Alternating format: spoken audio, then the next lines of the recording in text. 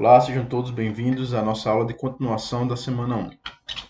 Então, na aula de hoje, nós vamos falar um pouco sobre os sistemas de abastecimento de água. Então, antes de entender como funcionam as instalações prediais de água fria, a gente precisa entender qual é o caminho que a água percorre, quais são os processos pelos quais ela passa até chegar apta ao consumo humano. Então, a gente pode definir um sistema de abastecimento de água como sendo um conjunto de obras e elementos de engenharia que atuam de forma a captar, tratar e fornecer. Então, aqui são as palavras-chave. Um sistema de abastecimento de água consiste na captação, no tratamento e na condução de água em condição potável até os seus pontos de utilização. Então, os objetivos de um sistema de abastecimento de água são de ordem sanitária. É importantíssimo que a água tenha o seu padrão de potabilidade garantido para que haja controle e prevenção de doenças. De ordem estética, então, um dos objetivos de um sistema de tratamento, que faz parte de um sistema de abastecimento, é a correção de cor, já que sabe-se que a população tende a rejeitar uma água que apresenta cor, odor ou sabor, mesmo que essa água seja potável. E também de ordem econômica, aumento da vida produtiva, indústria, a viabilização de indústrias, de turismo, a questão do combate a incêndios, que se faz com água em boa parte, diminuição de gastos públicos com remédios e hospitais, uma vez que nós temos aqui uma água de boa qualidade. Ok? Então, esses são os objetivos de um sistema de abastecimento de água. E um sistema de abastecimento de água consiste basicamente nesses itens. Então, o primeiro deles isso aqui está em ordem de acontecimento. Nós temos aqui primeiramente a captação de água em um manancial. Então nós temos aqui um manancial, pode ser um rio, um lago, uma represa, pode ser também, claro, um poço. Então nós temos várias formas de captar água. Depois que essa água ela é captada, nós temos a elevação da água bruta. Então quando vocês verem o termo elevatória, a elevatória sempre vai fazer menção ao bombeamento, ok? Então nós precisamos bombear porque geralmente nós precisamos levar água de um ponto mais baixo para um ponto mais alto. E isso a gente sabe que não vai acontecer naturalmente, então nós precisamos elevar essa água artificialmente. E essa elevação é feita através de uma elevatória e é feita pelo uso de conjuntos motor-bomba. Um motor que está associado a uma bomba que vai fazer a elevação dessa água. Então, o termo água bruta faz menção à água que não passou pelo processo de tratamento ainda. É uma água bruta. Então, nós elevamos essa água do ponto de captação até uma estação de tratamento. E essa tubulação que leva a água até a estação de tratamento a gente pode chamar de adutora de água bruta. Em alguns casos, a estação de tratamento está muito próxima do ponto de captação. Então, nós temos, por exemplo, aqui uma barragem e logo aqui nós podemos ter uma estação de tratamento de água. Mas existem alguns casos onde a estação que vai tratar a água ela está bem distante do ponto de captação. Então, essa tubulação que vai levar a água do ponto de captação até a estação de tratamento, é uma água ainda que não foi tratada, a gente chama de adutora de água bruta. Então, adutora vem de adução, que significa levar a água de um ponto para outro. Então, nós temos a estação de tratamento de água, que eu diria ser o coração de um sistema, devido ao fato de que é na estação de tratamento de água onde haverá a potabilização dessa água. Então, uma água geralmente chega em condições não potáveis e após passar pelos processos em uma estação de tratamento, ela vai adquirir a condição de água potável. Uma vez tratada, essa água é então levada até os reservatórios distribuídos pela cidade. Então, essa tubulação que leva a água da estação de tratamento de água até os reservatórios distribuídos pela cidade, nós chamamos de adutora de água tratada. Então, em alguns casos, nós podemos ter adutoras muito longas. É o exemplo de Mossoró, que recebe água tratada de uma estação de tratamento que fica localizado lá em Açu. Então, quando vocês passam ali perto daquela ponte, como quem vai de Mossoró para Natal, vocês vão antes da ponte e também depois da ponte, do lado direito, vocês vão ver duas estações de tratamento de água. Então, a água é tratada ali e é levada até algumas cidades através de uma adutora. Como a água já foi tratada, nós chamamos esse tipo de adutora de água tratada. Então, existe toda uma engenharia por trás dessas adutoras, no dimensionamento desses tubos, na escolha dos materiais, na questão da ligação desses tubos, que não é objeto de estudo da gente, tá ok? Então, a gente está dando aqui só um panorama, mas a gente vai focar mais na parte das instalações prediais, que é quando a gente chega nas edificações em si. Então, na cidade, a gente vai ter a reservação dessas águas nos reservatórios. Esses reservatórios podem ser enterrados, semi-enterrados, apoiados e elevados. Então, tudo é uma questão também da topografia do terreno. Então, eu vou comentar um pouco mais sobre isso. E depois que essa água é reservada, ela é distribuída por gravidade até os pontos de consumo através de uma rede de distribuição, que é essa tubulação que geralmente fica no passeio, na rua, nas calçadas, de onde saem os ramais prediais.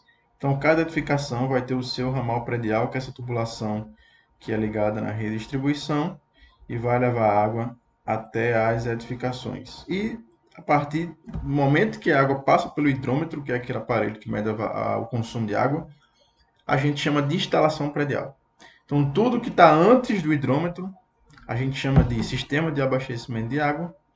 E depois que passa do hidrômetro, a gente pode chamar de instalação predial. Então, eu vou comentar um pouco sobre cada um desses elementos. A gente tem os mananciais, que podem ser superficiais, podem ser subterrâneos. Então, os superficiais vocês já sabem, a gente tem os rios, tem as lagoas, lagos, barragens, que a gente tem, por exemplo, o açude que fica, Gargalheiras, né, que fica localizado ali em Acari. E aqui nós temos a Lagoa dos Tremóis, localizada na zona norte de Natal, na região metropolitana de Natal. Aqui a gente tem a captação de algumas águas para algumas cidades ali do Seridó, e aqui nós temos a captação de água para a zona norte de Natal.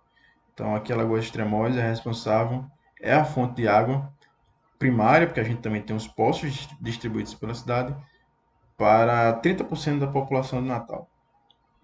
Então aqui nós temos um exemplo de captação de manancial do tipo superficial, onde a água ela fica presente, a gente consegue ver o corpo aquático. A gente tem também os subterrâneos, que seriam os poços, galerias de infiltração, certo? Os poços são muito comuns no nosso estado.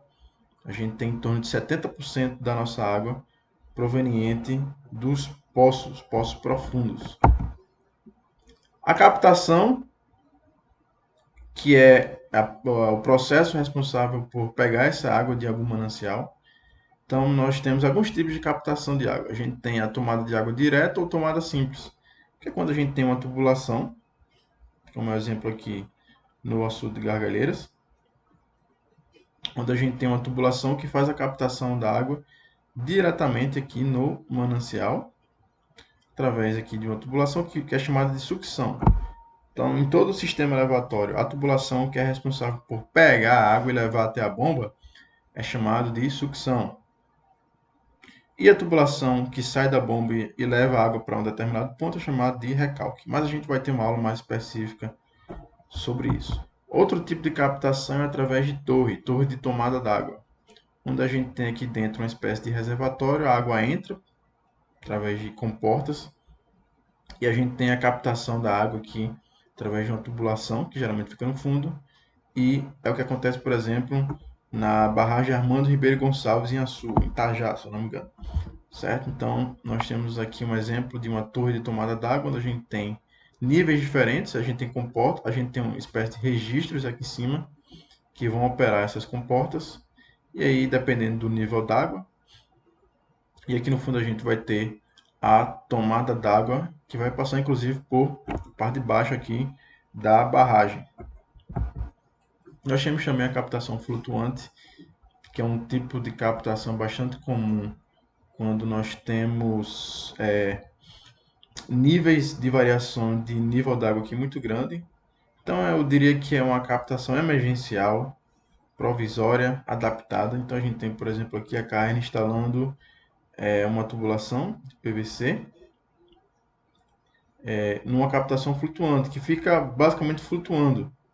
Então Geralmente isso aqui é feito quando o nível da água no reservatório, aqui a gente tem a barragem de Acari, a chamada o Açude Gargalheiras, chegou no nível tão baixo que não era mais viável a captação através de tomada simples, como é feito aqui normalmente. Então é necessário instalar uma captação flutuante que vai flutuando de acordo com o nível d'água. E aqui a gente tem os conjuntos motor-bomba, que vão fazer o bombeamento da água.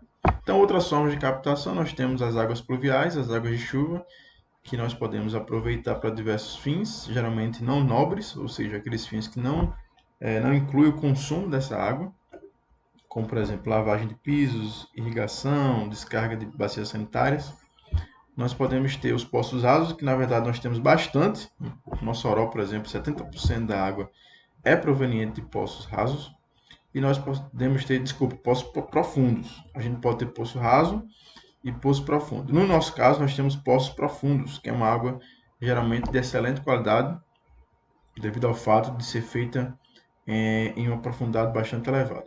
E a gente tem os poços rasos, que são mais raros, geralmente em sítios onde a gente tem um nível de lençol freático bastante próximo da superfície. Todavia, esse poço raso precisa ter bastante cuidado, devido à possibilidade de contaminação dessa água ser muito mais fácil do que nos poços profundos.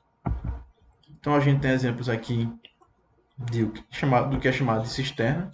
Então, cisterna é esse reservatório que é colocado com o objetivo de receber as águas de chuva. Então, o governo federal, por exemplo, já teve o programa 1 milhão de cisternas, onde ela saiu construindo cisternas com o objetivo de receber água de chuva em regiões de escassez hídrica.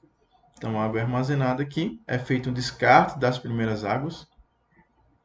Então, geralmente, a gente quer descartar as primeiras águas porque é água que vai lavar a cobertura, a água que contém ainda alguns poluentes dissolvidos da atmosfera. Então, uma vez que a gente descarta essa água, a gente começa a armazenar, por exemplo, aqui numa cisterna. A gente tem os poços rasos, que são esses onde a gente consegue fazer a captação de maneira mais simples. E a gente tem os poços profundos, que aí podem ter profundidades bastante elevadas. Então, no FRN Campus Mossoró, nós temos um poço profundo que tem 900 metros aproximadamente de profundidade. Então, é um poço de quase 1 km de profundidade, onde a captação é feita a 300 metros abaixo do nível do solo. Então, é um poço de 900 metros, mas a captação ela é feita com 300 metros através de uma bomba chamada bomba palito, porque é uma bomba bem fina, e ela fica a 300 metros enterrado dentro desse poço. E é responsável pela captação de água no campus Mossoró do FRN. Também, claro, o FRN também conta com o abastecimento de água da CAERN, da companhia, mas atualmente a gente basicamente só utiliza a água desse poço profundo. Por isso que a água é bastante quente, então quem já teve a oportunidade de tomar um banho ali por volta do meio-dia sabe a experiência bastante não prazerosa que é devido à temperatura da água ser muito quente, devido à profundidade desse poço ser bastante elevada. Todavia, vale ressaltar, quanto mais profundo o poço, melhor a qualidade da água, porque o solo ele funciona como um filtro natural. Então a água, quanto mais profunda, mais potável, melhor ela é.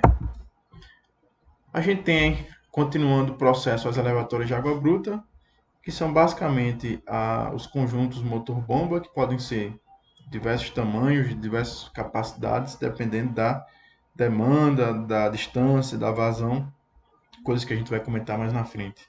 Basicamente, são constituídos pelas bombas e os motores responsáveis por elevar a água artificialmente.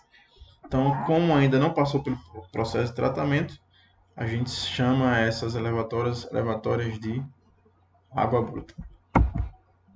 Então, para que vocês tenham uma ideia, a gente tem aqui uma bomba associada ao motor, certo? Aqui vocês têm uma ideia do tamanho. Não é algo tão grande. Aqui a gente tem um motor associado a uma bomba, certo? Aqui em cima fica o motor, geralmente elétrico. Tem os cabos de alimentação desse motor. E aqui a gente tem a bomba, certo? Então, o motor é responsável por gerar a energia mecânica, que vai gerar um eixo metálico aqui, que vai ser responsável por que está ligado no rotor, que vai fazer o bombeamento da água. Ok? Então, o bombeamento é hidráulico, mecânico, mas o motor aqui geralmente é elétrico. Então, é importante a gente entender essa associação. É por isso que a gente chama de conjunto motor-bomba. Então, toda bomba ela vai estar associada a um motor. E aqui é um conjunto motor-bomba em uma das elevatórias da transposição do Rio São Francisco, no Brasil. Só para que vocês tenham uma ideia do tamanho que pode ser um conjunto motor-bomba. Tubulação aqui de mais de 1 metro, aproximadamente 1 metro de diâmetro. Uma vez que a gente eleva essa água artificialmente, a gente pode ter uma adutora de água bruta por gravidade, que é o caso de um canal. Quando a gente tem uma topografia, a gente tem uma situação que permite que a água escoe por gravidade. Então a gente está vindo de um ponto mais alto para um ponto mais baixo, então a gente pode fazer através de canal, onde a pressão que atua nessa camada líquida aqui é a pressão atmosférica. Certo? Qual é o problema dos canais? Eles são muito mais baratos porque eles não precisam de energia elétrica para acionamento de motor. A gente tem economia na questão dos materiais, porque a gente não precisa escavar para colocar uma tubulação, mas é uma água que está muito mais suscetível à contaminação e ao furto. Então, provavelmente isso aqui é uma equipe de fiscalização fiscalizando a questão do furto de água que acontece em canais. E no Rio Grande do Norte, aqui perto, nós temos o exemplo do canal de Pataxó.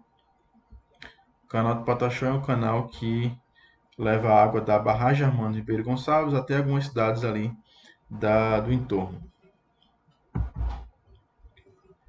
Uma vez que essa água é bombeado ou levado por gravidade, como é o caso aqui da estação, nós temos então o processo de tratamento da água. Que eu falei para vocês que a estação de tratamento de água, no meu ponto de vista, é o coração de um sistema, porque é a unidade responsável pela potabilização da água. Então, a estação de tratamento de água tem a função de adequar a qualidade da água aos padrões de potabilidade estabelecidos pela legislação vigente.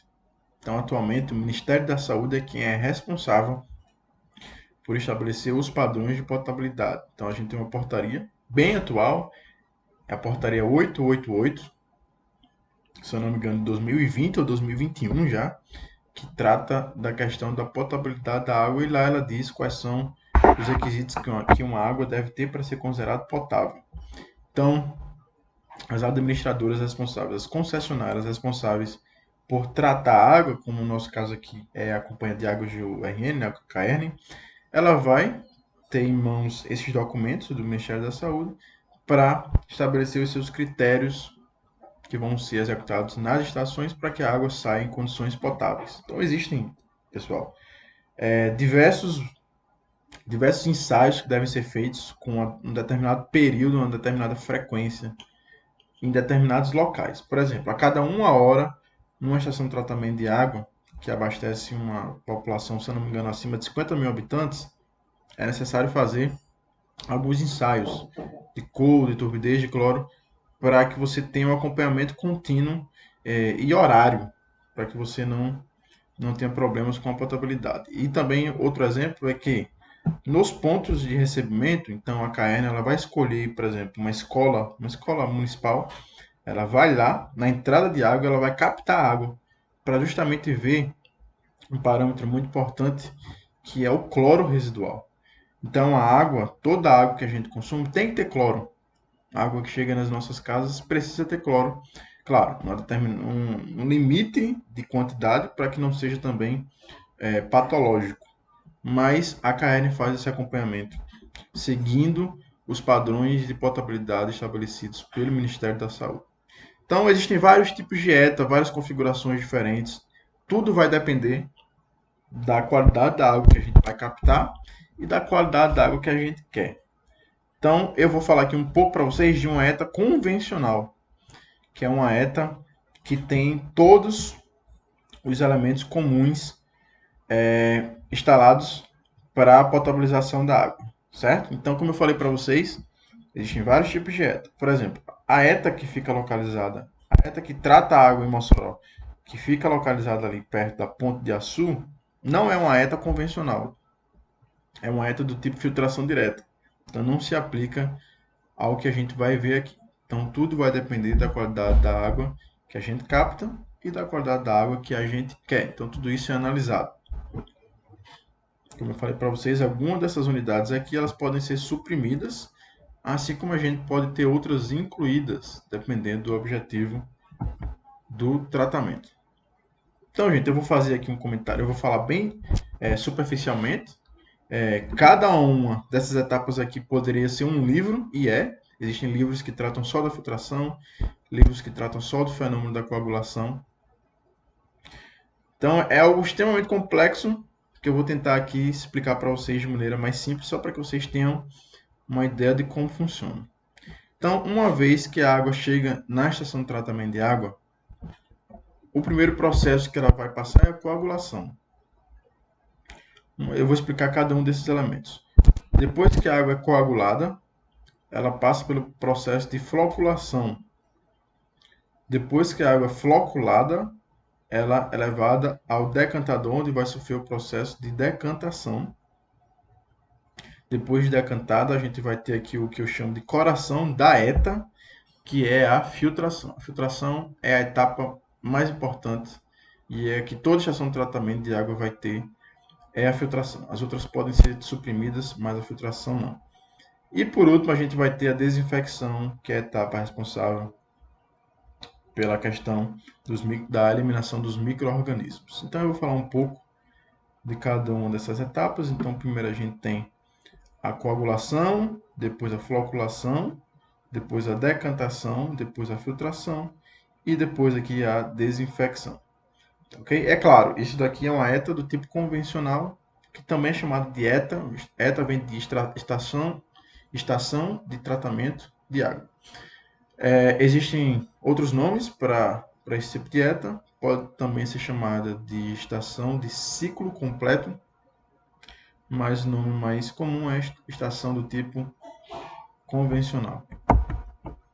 Então, a coagulação é a operação unitária responsável pela neutralização das partículas presentes na água, preparando-os para sua remoção nas etapas posteriores de tratamento. Então, tentando explicar isso em miúdos, a água ela chega com diversas partículas sólidas. Essas partículas geralmente elas têm cargas negativas. E o que a gente quer fazer? O que a gente quer fazer basicamente na coagulação é neutralizar essas partículas que chegam com carga negativa, a sujeira da água. Certo? Por que a gente quer neutralizar? Porque a gente sabe da química que partículas com cargas elétricas iguais tendem a se repelir. Então, uma vez que o nosso objetivo é agregar essas partículas para que elas fiquem cada vez maiores, para que a gente facilite o processo de retirada dessas partículas, a gente precisa neutralizar quimicamente, eletricamente, essas partículas. E a gente faz isso através da coagulação. Okay? Então, a coagulação não é ainda uma etapa responsável por juntar partículas e formar flocos. Mas aqui, que a gente traz esse conceito, talvez, da questão da coagulação do sangue. Né? Mas aqui ó, o objetivo é neutralizar eletroquimicamente as partículas para que elas não mais se repilam, certo? Para que elas tenham cargas neutras, elas sejam neutralizadas e a gente faz isso através de um coagulante. Então, o coagulante mais utilizado no mundo talvez ainda seja os coagulantes à base de alumínio, sulfato de alumínio e outros à base de alumínio. Então, o que é que acontece? Esses coagulantes eles têm cargas positivas. Então, uma vez que a gente coloca ele na água, eles vão entrar em contato com as partículas negativas, a sujeira da água, e vão neutralizar. Positivo com negativo, vai haver uma neutralização. E a sujeira agora não vai ter mais uma carga negativa, ela não vai ter mais essa tendência de se repelir. Então, a gente tem também outros tipos de coagulantes, como o cloreto férrico, o policloreto de alumínio, que hoje é bastante comum, chamado PAC. Alguns sintéticos, polímeros sintéticos que são artificiais, que são criados. E também tem coagulantes naturais. Algumas plantas têm propriedades, algumas sementes de algumas plantas têm propriedades de coagulação no processo natural. a gente pode também alguns elementos que vão ajudar no processo de coagulação, ou seja, são auxiliares de coagulação. Cal, soda cáustica, por exemplo. Ou seja, esses elementos aqui, eles são responsáveis por ajustar o pH, potencial hidrogeniônico, que vocês devem saber. O potencial, o pH, ele vai ser um fator extremamente importante no processo de coagulação. Então, para que a água tenha uma boa coagulação, ela precisa que ela esteja numa determinada faixa de pH. Então, a gente pode ter alguns auxiliares que vão ajudar a gente a otimizar o processo de coagulação. Então, gente, na prática, como é que é feita a coagulação? Então, a água vem lembra da adutora de água bruta? Ela vai vir ou no canal ou numa tubulação e ela vai passar pelo processo de coagulação, geralmente no que a gente chama de calha Paschal. É um tipo de calha que tem uma garganta aqui estreitada no meio, então a gente tem um estreitamento e depois tem um alargamento de novo. E ela é construída de forma que em algum momento dela tem uma espécie de queda d'água e haja aqui uma grande mistura, né? Processo natural. Então, quando a água chega nessa região, a gente tem uma tubulação aqui, onde a gente coloca o coagulante, e a gente tem diversos furos, de maneira que o coagulante, geralmente a base de alumínio, entre em contato com a água nessa região, e isso faz com que toda a água ela entre em contato com o coagulante, porque é uma região que está havendo aqui um turbilhonamento, está havendo aqui uma mistura completa da água. Então, é por isso que o processo de coagulação também é chamado de mistura rápida, que é um processo que acontece em segundos. Então, em segundos, todo o coagulante aqui vai entrar em contato com a massa líquida, coagulando a água. Então, a coagulação é também chamado de mistura rápida, ok? Então, como eu falei para vocês, a gente pode ter também os auxiliares da coagulação. Então, antes de a água entrar em contato aqui com o coagulante, eu posso colocar cal, de maneira que eu tenha um ajuste de pH, o cal vai aumentar, vai ter a acidez da água, de maneira que eu consiga ter um processo mais otimizado. E claro, tudo isso é analisado no laboratório, é feito estudos, é algo bastante controlado. A floculação, continuando a sequência, é o processo pelo qual as partículas neutralizadas anteriormente na coagulação, elas são colocadas em contato uma com as outras. Lembra que eu falei que as partículas chegavam com cargas elétricas negativas, de maneira que elas se repeliam umas das outras? Uma vez que acontece a coagulação, as partículas estão agora neutralizadas.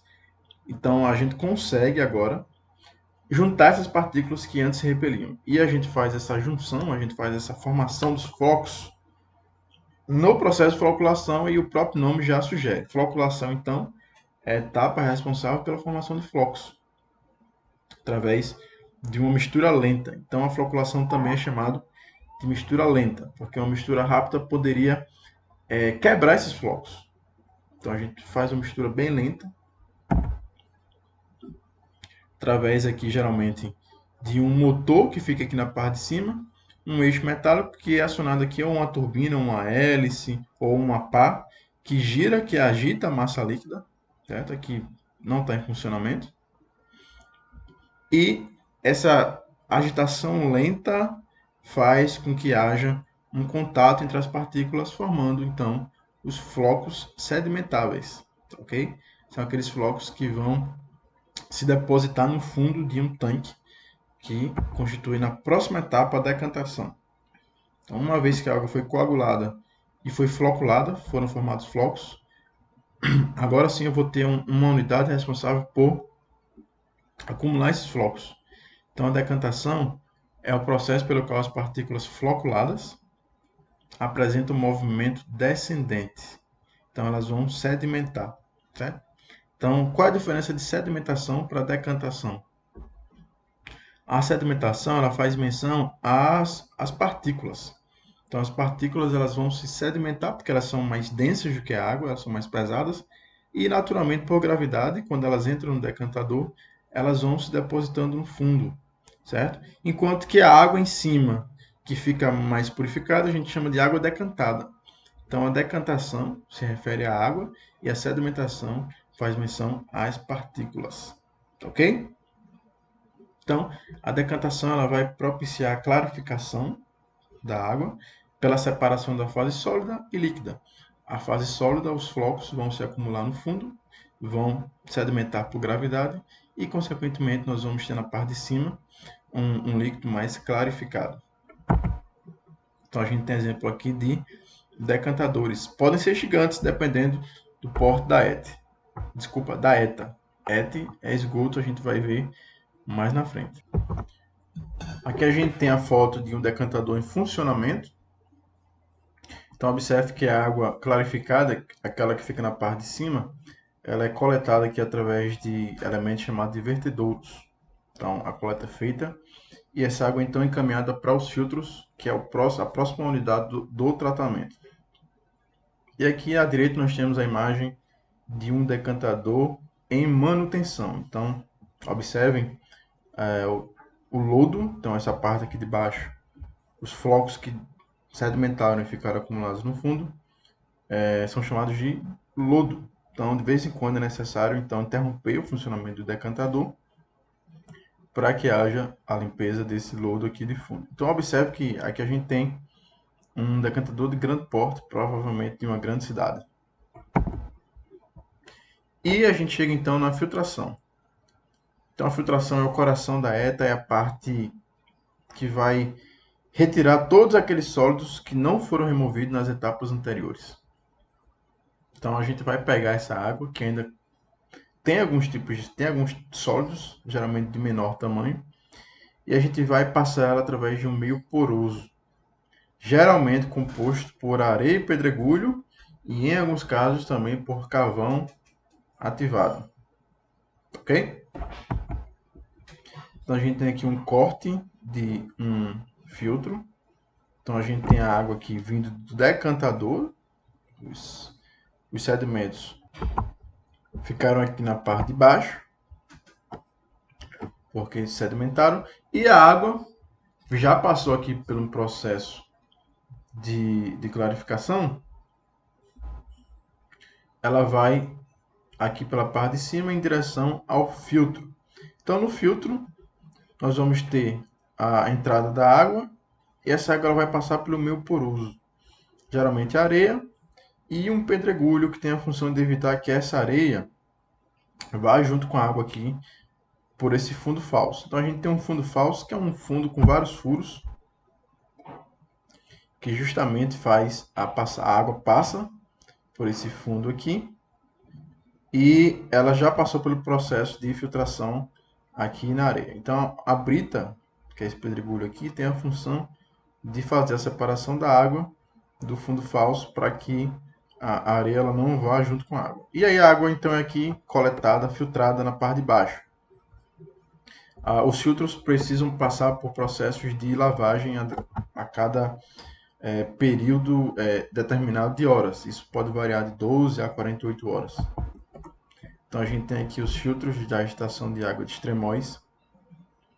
Inclusive eu vi, durante um período da minha vida, eu vim para essa ETA semanalmente fazer os meus estudos, onde eu estudei no mestrado, onde eu estudei uma coisa relacionada à lavagem dos filtros.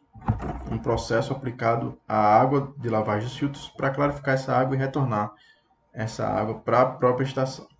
Aqui a gente tem os filtros, são chamados filtros russos, que são filtros rápidos, de alta taxa, numa estação do tipo filtração direta. Ok? Então, quando vocês verem esses elementos aqui assim, vocês sabem que agora que isso são filtros, e aqui dentro geralmente vai ter areia e pedregulho. E por último, nós temos a desinfecção, que é a etapa responsável pela destruição ou inativação de organismos patogênicos. Gente, a desinfecção está associada à palavra cloro. Cloro está associado à palavra desinfecção, certo?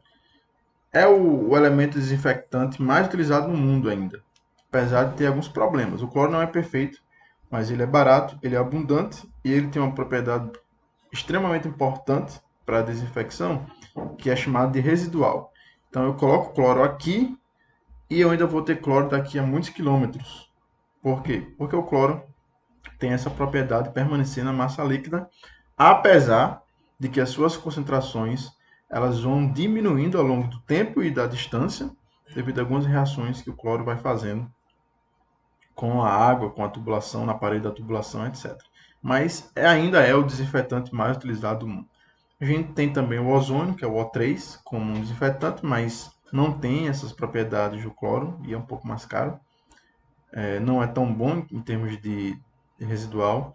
E também temos a radiação ultravioleta, que é bastante utilizada em alguns países. No Brasil também é utilizada em alguns casos, porque a radiação ultravioleta ela danifica o DNA dos elementos patogênicos. Então isso faz com que eles não consigam mais se reproduzir e assim eles são eliminados. Então aqui a gente tem a desinfecção com cloro, este cloro líquido, sólido, gasoso, de todas as formas, e que a gente tem a desinfecção através da radiação ultravioleta. Então são lâmpadas, geralmente quando a gente olha para elas são aquelas lâmpadas de cor mais azulada, que eliminam a massa líquida passa por essas, em contato com essas lâmpadas, né, pela luz ultravioleta, e é feito então o processo de desinfecção. Aqui vocês têm um vídeo bastante interessante que explica uma estação de tratamento de água de grande porte e é exemplificado com imagens e com explicações bem interessantes através do canal Manual do Mundo. Uma vez que a água é tratada, ela é bombeada novamente, agora é um elevatório de água tratada. Ela é levada através de uma adutora, então aqui a gente tem a foto de uma adutora, tubulação aqui de ferro fundido, que é levado então para os reservatórios distribuídos pela cidade. Esses reservatórios eles são muito importantes, eles têm várias funções. Primeiro talvez a mais importante, é porque com o reservatório, que eu vou mostrar aqui a imagem, todo mundo já viu, eles estão espalhados pelas todas as cidades. Eles têm algumas funções. Bom, esse aqui é um reservatório elevado e a gente eleva o reservatório para que a distribuição a partir dele para os pontos de consumo seja por gravidade. Então, existem normas que dizem, por exemplo, qual é a altura mínima desses reservatórios baseado na pressão que essa água precisa chegar nas casas, nas edificações. Então, tudo isso é calculado. Aqui a gente tem um reservatório de 3.500 metros cúbicos. Certo? Você multiplica isso aqui por 1.000 para saber em litros. E a gente tem os elevados, tem os apoiados, tem os enterrados. Tudo vai depender, semi-apoiados, da topografia. Então, outra função, além da questão das pressões, da distribuição ser por gravidade, a gente tem também a necessidade de reservar água para combate a incêndio. A gente tem hidrantes, aqueles hidrantes públicos que você vê muito nos filmes americanos, a gente também tem no Brasil. Não sei se vocês já perceberam. E quando a gente tem incêndios, é importante, esses hidrantes são abastecidos por esses reservatórios, e é importante que a gente tenha uma boa quantidade de água para também combater incêndios. Outra coisa muito importante é chamada demandas de emergência. Outra coisa muito importante desses reservatórios é que eles são utilizados para variações de consumo. Que é isso? Então, tem dias e horas durante a semana que a gente tem um consumo muito mais elevado de água. Por exemplo, no horário de pico, ali entre 4 e 6 da tarde, a gente tem um pico no consumo de água. E para atender esse pico, a gente precisa ter água aqui armazenada. Uma reservação para que nesse momento você tenha o uso da água, né? A água está reservada justamente para atender esses picos. E depois que esses picos passam, o reservatório recebe água do sistema da elevatória. E aí ele vai armazenar água de novo para o pico do próximo dia. Então ele tem essa função também de armazenar visando as variações de consumo. Tá ok, gente? Então, basicamente são essas três funções dos reservatórios distribuídos pela cidade em um sistema de abastecimento. Dar pressão nas redes, de forma que a água escoe por gravidade. Então, uma coisa que eu vou falar desde já. O que dá pressão, basicamente, é a elevação da água. Então, é tanto que a unidade de pressão que a gente vai utilizar na nossa disciplina é o metro de coluna d'água, que é muito mais fácil de entender, por exemplo, do que o quilopascal, que é o kPa. Tá ok? Então, se você tem uma diferença aqui do solo até o nível da água aqui da lâmina no reservatório de 10 metros, a gente diz que a pressão estática é de 10 metros de coluna d'água. Por quê? Porque a pressão, a gente vai utilizar a unidade coluna d'água. Então, a diferença de altura vai determinar a pressão entre esses dois pontos aqui, ok? Claro que é uma coisa mais complexa, eu vou falar um pouco também existe uma diferença entre pressão estática e pressão dinâmica. Vai entrar os conceitos de perda de carga. Mas, de maneira geral, a gente associa a altura com que a água está com a pressão. Então, é por isso que numa casa, quanto mais alto o reservatório tiver, maior vai ser a pressão no chuveiro, por exemplo. Ok? Variações de consumo, para que a gente atenda aos picos de consumo, horas e dias de mau consumo. Os picos de consumo estão entre 10 e 1 hora da tarde, entre 6 e 8 da manhã e entre 4 e 6 da tarde e noite. Ok? E outra função também é para atender as demandas de emergência, que é o caso, por exemplo, de combate a incêndio.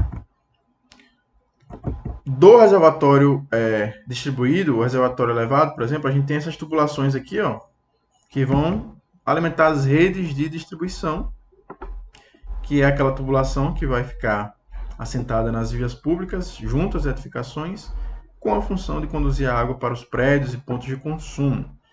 Então, caracteriza-se pelas numerosas derivações. Então, essa tubulação que vai aqui no passeio, aqui é um corte dela, onde a gente tem as diversas derivações que vão alimentar as edificações. E por último, a gente tem o ramal predial, que é a derivação específica de cada unidade de consumo.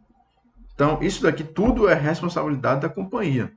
Quando você constrói a sua casinha e você solicita a ligação da água, a KN vai lá, vai fazer aqui uma derivação através de um colado tomada, vai escavar, vai fazer a ligação e vai instalar o hidrômetro. Do hidrômetro para frente é responsabilidade do usuário. Do hidrômetro para trás é responsabilidade da companhia ou do sistema de gerenciamento. Pode ser municipal. Então, a gente chama até o hidrômetro de ramal predial, essa tubulação que é ligado na rede de distribuição, e do hidrômetro para frente a gente chama de instalação predial. Então, a nossa disciplina é instalações hidrossanitárias. A gente está interessado, a partir de agora, em estudar a instalação predial, as tubulações, reservatórios, bombas, pontos de utilização, pressão, vazão, perda de carga, execução, manutenção, operação, uso.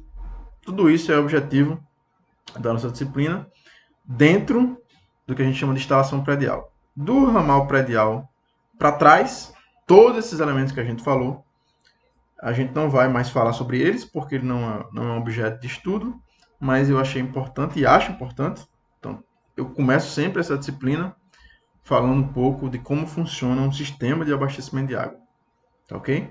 Então, só reforçando, o sistema de abastecimento de água acontece desde o momento que a gente capta água no manancial, no rio, no poço, no lago, na represa, e leva essa água até a unidade de consumo. Então, todos esses processos que acontecem estão dentro do que a gente chama de sistema de abastecimento de água.